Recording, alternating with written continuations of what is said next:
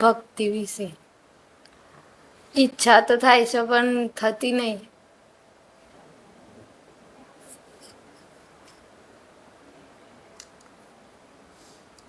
ભક્તિ છે ને, ભક્તિનો સાચો અર્થ એવો થાય, એમાં કોઈ પ્રક્રિયા નથી.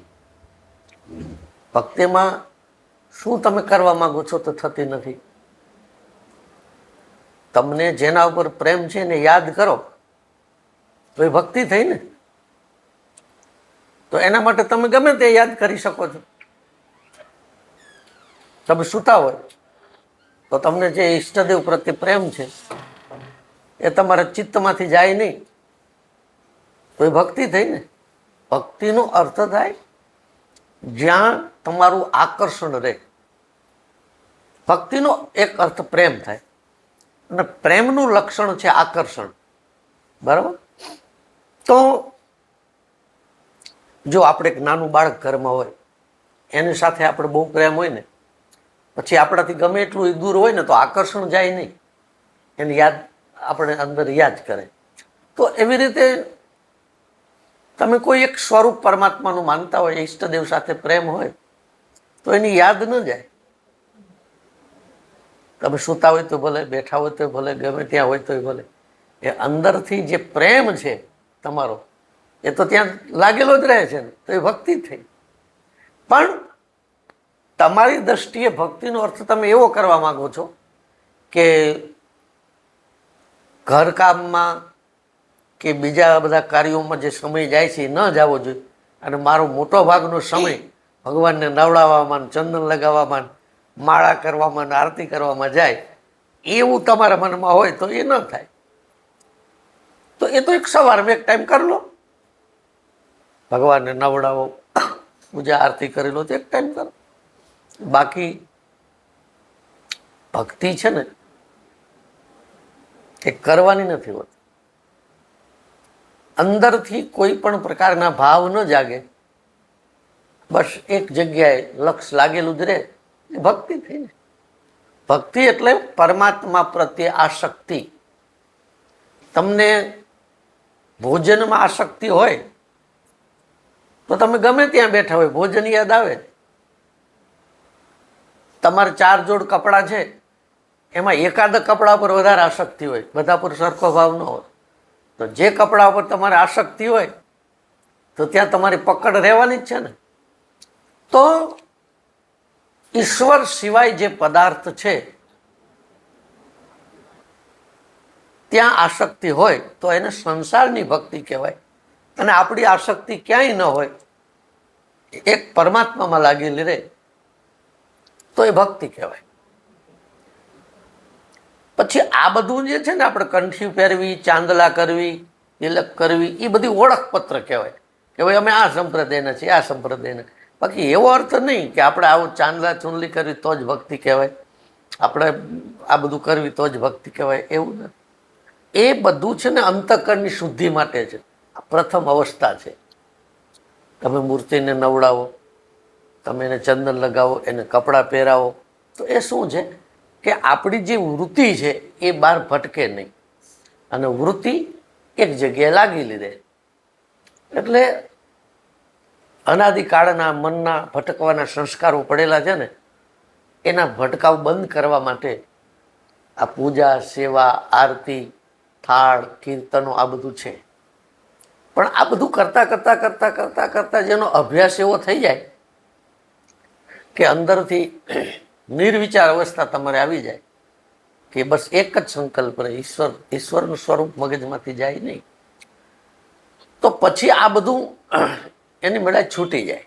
આખી જિંદગી પકડી ન રખાય. પછી જેમ જેમ તમે પહેલા ધોરણમાં ભણતા હોય તો તમે રાગ કરીને બોલતા હોય, કને કઈ નહીં ક, કને કાનો કા, કારણ કે એક રાગ છે હોય, એનાથી જલ્દી કંઠસ્થ થઈ જાય. પણ પછી હવે તમે 3જા, 4થા, 5મા ધોરણમાં આવી જાઓ, હવે પછી કંઈ રાગ કરીને કકો બોલવાની જરૂર ખરી? તો આખી જિંદગી કકો બારકડી પકડી ન રખાય. એમ આમાં તમને સમજણ પડી ગઈ કે હવે મારું મન કેન્દ્રિત થાય છે, મારું મન ભગવાનમાં લાગી જાય છે, તો પછી આ બહારની બધી વસ્તુ જે છે, આપણો વ્યવહારમાં, ઘરમાં, ધંધામાં ધ્યાન અપાય અને એમાંથી ધીમે ધીમે નીકળી જવાય. લોકોને બતાવવા કરાય, ઘરમાં બીજાને સમજાવે એટલા માટે. બાકી દીપ, ધૂપ, અગરબત્તી, આ તે એ બધું કંઈ એ ભક્તિ નથી, પણ ભાવને વધારવા માટે છે. એનાથી ભગવાન પ્રત્યે ભાવ તમારો વધે છે. એટલે એક વાત સારી છે કે બીજા વિચારો તો નથી આવતા તને. ભક્તિ કરવી છે પણ થતી નથી, ભક્તિ કરવી છે પણ થતી નથી. એટલે એ એક સારા વિચારો તો છે, પણ ભક્તિ થાય જ છે તને, તે એવું માની લીધું છે. કારણ કે તે ભક્તિની વ્યાખ્યા ખોટી કરી. એટલે કે હું 24 કલાક આવીને બેસી રહું, 24 કલાક આને લાલાની પાછળ આમ કરું તેમ કરું, એને જ ભક્તિ કહેવાય. એ તારી બાંધેલી વ્યાખ્યા છે. બાકી ભક્તિનો અર્થ જ પ્રેમ થાય. ત્યાં તમારી સુરતા લાગેલી રહેતી હોય તો ભક્તિ જ થઈ. બધી ઇન્દ્રિયોની ચેષ્ટા, આંખને બીજું કાંઈ જોવું ન ગમે. તમે ઉતા હોય તો તમને જે ઈષ્ટદેવ, તમારી જે છબી છે એ તમને દેખાય છે. કાનથી એની વાતો તમને સાંભળ્યું ગમે, જીવ એનું સુમરણ કરે છે. તો ઇન્દ્રિયોની જે ચેષ્ટાઓ છે એમાં લાગી લઈને, એમાં લાગી ગઈ, તે ભક્તિ થઈ ગઈ ને.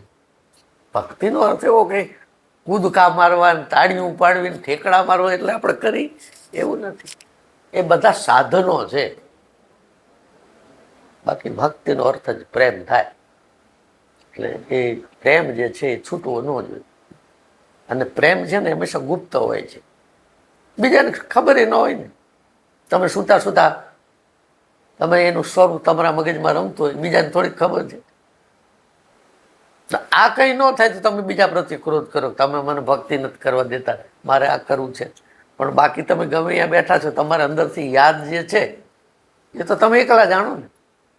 એટલે સાચા અર્થમાં ભક્તિની વ્યાખ્યા જેવી થાય કે અંદરથી તમે જે ભગવાન સાથે તમારો જે લગાવ ને પ્રેમ છે બીજા કોઈને ખબર હોય નહીં. એ વાણીનો વિષય ને તમે મનની અંદર આ બધું કરી રહ્યા છો. ભગવાને શબરીને કીધું હું તને ભક્તિની થોડીક ચર્ચા કરું, તો શું કીધું? સાવધાન સુનું ધરું મન માહી. હું જે કહું એ મનમાં ધારણ કર. પછી એમને જે ભક્તિના સાધનો બતાવ્યા, લક્ષણો કીધા. તનમાં ધારણ કર એમ ન કીધું ને કે તું આવા રંગના કપડાં પહેરજે, આવો ચાંદલો કરજે, એવું કંઈ નહીં. મનમાં ધારણ કર. તો પ્રેમ મનમાં ધારણ કરવાનો છે, તનમાં મનમાં જ કરવાનું છે.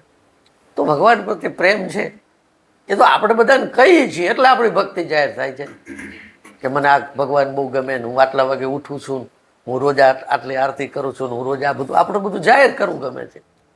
બાકી ભક્તિ તો ગુપ્ત છે ને. એક CID ઇન્સ્પેક્ટર હોય તો તમારી જોડે બેઠો હોય તમને ખબર પડે કે આ CID ઇન્સ્પેક્ટર છે. તો ભક્ત એક CID ઇન્સ્પેક્ટર જ સમજવાનું. એની પાસે એક બેજ છે, એ કોઈને કહેતો નથી. એ બતાવે નહીં ને CID ઇન્સ્પેક્ટર, એ બતાવે નહીં. તો તમારી પાસે એક જે બેજ છે પરમાત્માની સાથે પ્રેમનો, એ તમારે ક્યાં બતાવવાની કોઈની જરૂર છે? તો એનું નામ ભક્તિ, પ્રેમનું નામ ભક્તિ છે. અંદરથી લગાવ, પ્રેમ લાગેલો જ રહે બસ. અને આકર્ષણ સવારમાં બધું કરો, આરતી કરો, પૂજા કરો, માળા કરો, બધું કરો, પછી ભૂલી જાવ તો